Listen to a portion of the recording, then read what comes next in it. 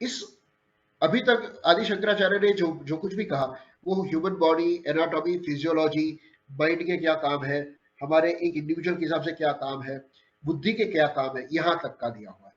अब आदि शंकराचार्य जी बात करते हैं कि जब हम इस दुनिया में आते हैं, तो इस दुनिया में आके हमारा व्यवहार कैसे होता है, या जिसको आदि शंकराचार्य जी संसार कहते हैं, तो वो संसार कैसे होता है और उस संसार में हम कैसे विचरण करते हैं, उसके ऊपर आदि शंकराचार्य जी बता रहे हैं।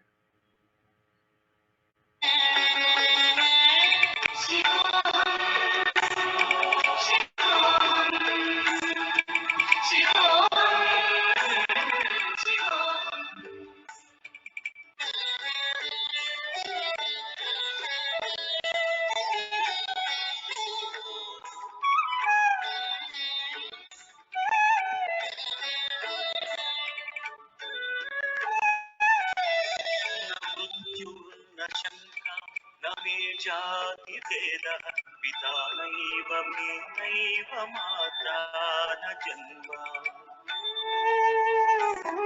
न बन्धुर्न मित्रं गुरुर्नैव शिष्यः चिदानन्दरूपः शिवोऽहं शिवोऽहं चिदानन्दरूपः शिवोऽहं शिवोऽहम्।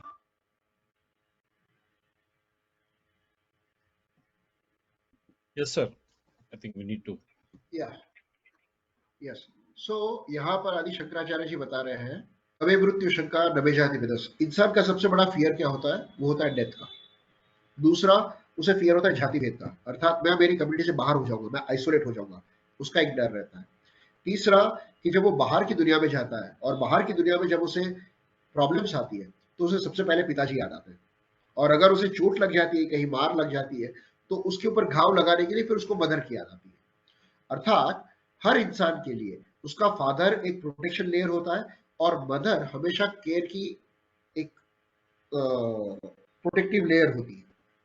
इसलिए कहा जाता है हमारे शास्त्रों में कि हमारे शास्त्रों के अंदर भगवान का जो दर्जा है, वही दर्जा माता और पिता को भी दिया गया है, क्योंकि हर इंसान को अपने जीवन के अंदर आने वाली सभी असुविधाओं के सामने सबसे पहला प्रोटेक्शन, सबसे पहली सेफ्टी पॉइंट माता पिता से मिलती है। और आखिर में वो कहते हैं, न मेरे पास मृत्यु है और ना ही मेरा जन्म है, न मे मृत्यु शंका न मे जाति भेद, पिता नहीं व मे नहीं व माता न जन्म, मतलब मेरा जन्म भी नहीं है। उसके बाद वो कहते हैं, यहाँ पर वो रिलेशनशिप्स की बात करते हैं कि जब हम इस दुनिया में आते हैं, तो बेसिक रिलेशनशिप माता पिता को छोड़ करके हमारी पास हमारी क्या रिलेशनशिप्स होती है?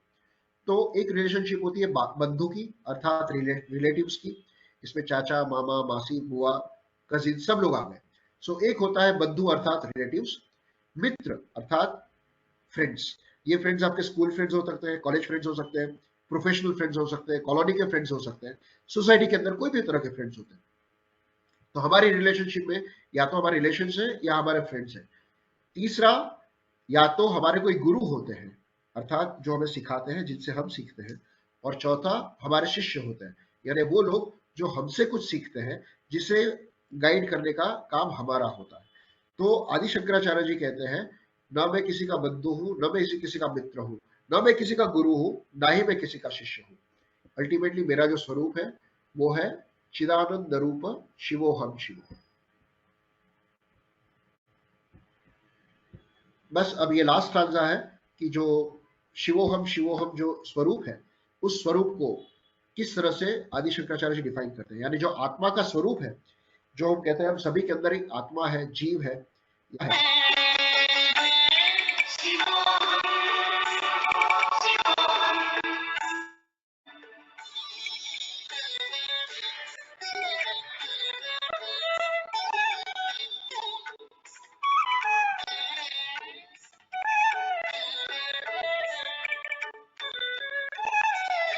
अहं निर्विकल्पो निराकाररूपो विभुत्वाच्च सर्वत्र सर्वेन्द्रियाणाम्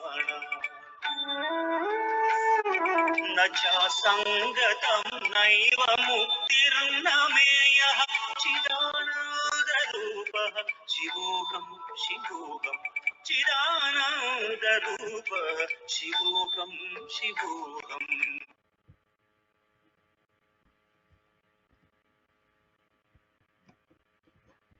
सो Yes, sir. यहाँ पर, हाँ, सो यहाँ पर आदि शंकराचार्य जी अपने आप को डिफाइन करते हैं, या ये कहते हैं कि हम सभी जितने भी जीव हैं, हम सभी का रियल फॉर्म जो है, यानी जो आत्मा का स्वरूप है, वो है निर्विकल्प, यानी हमारा और कोई विकल्प नहीं हो सकता। निराकार, यानी हमारा कोई आकार भी नहीं होता। हाँ, हमने शरीर धारण किया हुआ है, उस शरीर की वजह से हमारा कुछ शेप है, लेकिन वो आत्मा का शेप नहीं है, वो शरीर का शेप है। तो शरीर अलग है और आत्मा अलग है। और ये जो आत्मा है वो सर्वव्यापी है, सर्वत्र है, और सभी इंद्रियों के अंदर इसका वास होता है। सो अहम निर्विकल्पो निराकार रूपो विभुर्व्याप्त सर्वत्र सर्वेन्द्रियाणाम। ये सबसे आखिरी में वो कहते हैं सदा में समत्वम न मुक्ति न बद्ध। जैसे मैं हमें लास्ट टाइम मैंने कहा था योगी आदित्यनाथ जी और मोदी जी के बारे में, वो यही था कि मेरे लिए, उनके लिए बीजेपी का कार्यकर्ता है या किसी और का कार्यकर्ता है, इससे फर्क नहीं पड़ता है। अगर किसी ने कोई गलत किया है तो उसे सजा मिलनी चाहिए, और जिससे अच्छा काम किया है उसे अप्रिशिएट करना चाहिए। यानी सभी लोगों के अंदर आप एक समत्व के भाव से जब चीजों को देखने की शुरुआत करते हो, तो समाज के अंदर आप एक नई व्यवस्था पैदा करने की कोशिश करते हो। Wonderful. तो I'll come. यहाँ पे आदि शंकराचार्य जी ने, या let's come back to the topic which we are talking about. Please go ahead. So आदि Finish it. शंकराचार्य जी कहते हैं कि अहम निर्विकल्पो निराकार अरूपो विभुर्व्याप्त सर्वत्र सर्वेन्द्रियाणाम सदा में समत्वम न मुक्तिर न बद्ध चिदानंद रूप शिवोहम शिवोहम। सो ये जो चिदानंद स्वरूप है, इसका मतलब ये होता है सत अर्थात सत्य, चित्त अर्थात कॉन्शियसनेस कामनेस, और आनंद अर्थात हमेशा परफेक्शन या हमेशा सेटिस्फाइड सोल। सो ये जो जिस किसी इंसान के अंदर सत्य है, कामनेस ऑफ माइंड है, और हमेशा आनंद में रहता है, वो आदमी को ही सच्चिदानंद स्वरूप कहा जाता है, और इसी सच्चिदानंद स्वरूप को शिव कहा जाता है। सो हम सभी के अंदर इस सच्चित आनंद को उजागर करना, यही शिव जी की रियल भक्ति है। Describe अब ये सारी और एक बार सच्चिदानंद रूप इसका एक बार वर्णन कीजिए। सत्य Okay. का मतलब? सत्य का मतलब होता है सत्य, अर्थात सत्य। जिस इंसान के अंदर हमेशा सत्य है वो हमेशा सत्य स्वरूप कहलाता है। चित्त का मतलब होता है आपका जब माइंड है ये एकदम काम हो जाता है, यानी आप अपनी जैसे द्वेष, नवे द्वेष रागो नवे लोभ मोह, जो मैंने कहा था, उन सारी चीजों से परे होकर के आप जब एक कामनेस ऑफ माइंड में आ जाते हो, यानी ये सब चीजों से आप बाहर हो जाते हो, तो आपका चित्त शांत हो जाता है। जब आप सत्य बोलते हो, आपका चित्त शांत है, तो आपके अंदर आनंद के अलावा, सेटिस्फेक्शन के अलावा, हैप्पीनेस के अलावा कुछ हो ही नहीं सकता। सो जब कभी इंसान के अंदर सत्य, चित्त और आनंद, ये तीनों का समन्वय हो जाता है, तब वो व्यक्ति इस माया रूपी संसार से बाहर निकल आता है, और वो बाहर निकलकर वो जो स्वरूप बनता है, उस स्वरूप को शिवोहम कहा गया, या उसी स्वरूप को शिव कहा गया है। Wonderful, wonderful presentation. Hats off to you, Doctor. Satchidananda Rupam Shivoham Shivoham. Wonderful. What a better way to conclude. Everyone should be happy, and Yes. thanks to you. No, I think, and last one thing I want to say something about. This is about please. our Shastra, because we were talking about our Sanskriti and our culture. Right. So हमारे संस्कृति के अंदर हर एक जो शब्द बोले जाते हैं, जाने हम दोनों ने भी जो कुछ भी बातचीत की, ये सिर्फ हमारे शब्दों की आदान प्रदान है। कुछ मैंने बोला, कुछ आपने सुना, कुछ आपने बोला, कुछ मैंने सुना। सो ये जो शब्द का जो विनिमय होता है, इसको भी चार स्वरूप में हमारे ग्रंथों के अंदर या हमारे वेदों के अंदर बताया गया है।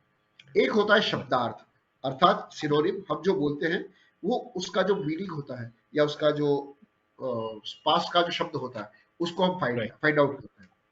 दूसरा होता है भावार्थ, अर्थात आप एक बड़ी सी कहानी कहते हो, लेकिन उस कहानी के अंदर जो भाव है, अर्थात उसके अंदर जो इमोशंस है, वो क्या उसमें इन्वॉल्व है।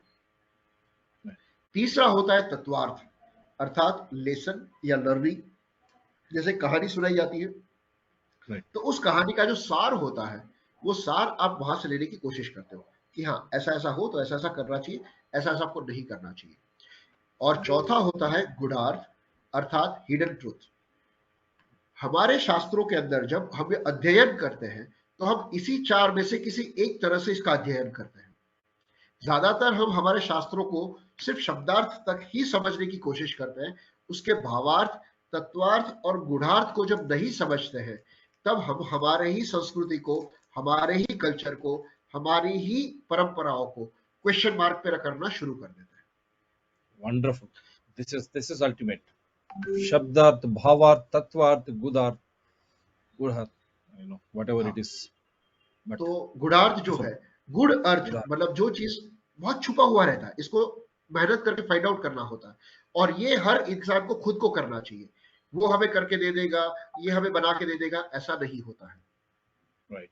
Wonderful, तो sir. ये हर इंडिविजुअल की अपनी रिस्पॉन्सिबिलिटी है कि वो Right. अपने जीवन को किस तरह से उन्नत बनाए, किस तरह से अपने परिवार को उन्नत बनाए, किस तरीके से पूरे सोसाइटी को उन्नत बनाए। ये सभी Right. का उन्नति करने का काम उसका खुद का है। Wonderful. Wonderful, sir. Thank you very, very much. Wonderful presentation. So I'll just come back thank you. and I don't need to give anything more than what you have already discussed here, because I can only say I was just enjoying what Dr. Jignesh Gokani was presenting, because after a long time I wanted to do something on Adi Shankaracharya. I've told you, Okay. I'm son-in-law of Kerala. I'm married. My wife hails Yes. from Ayam, Kerala. And whenever you go from airport or Okay. whenever you start going from Hyderabad to our town in Pala, Kerala, you pass this Adi Shankaracharya. Okay. When I go, it's to the left. When I come back to Hyderabad, it is to my right. And I did take my children, and I've Okay. showed them what it is like, and they were for it. I said Okay. the philosophy of Hinduism, Advaitvam or Dvaitam. If you ever get confused, you better visit Adi Shankaracharya Center. Correct. He gives you a clarity, Correct. Absolutely. whether you are one or you are two. Once you understand Yes. what is Dvaitvam, what is Advaitvam of Adi Shankaracharya philosophy, you understood your life, your past, your present, and your future. That means Sat Chidananda Rupam Shivoham Shivoham. 9th century Adi Shankaracharya ji, in 9th century, our thousands of years old tradition, our Sanskriti, he has converted that in 9th century now into the modern text we call Sat Chidananda Rupam Shivoham Oh, Shivoham. So now he yes. has to run to attend PM's Yes. meeting. So I'm leaving him Yeah. now because it has been a long thing. I hope these are all treasures. So much of information. This is what we want wonderful guests who participate on DRTSPR channels. They come prepared. See, he has taken so much of time and he has shown you every slide what it means.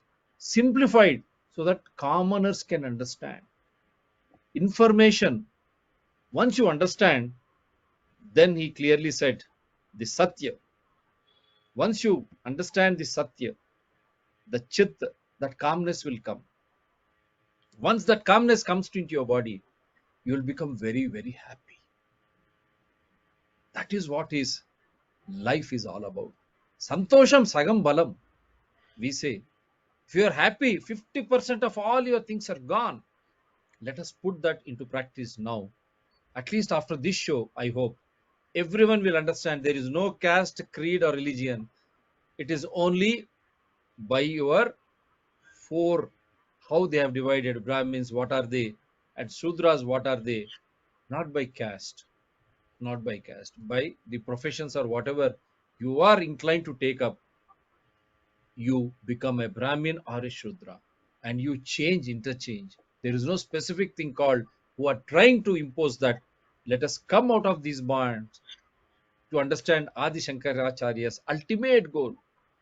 Sat Chidananda Rupam Shivoham Shivoham. Do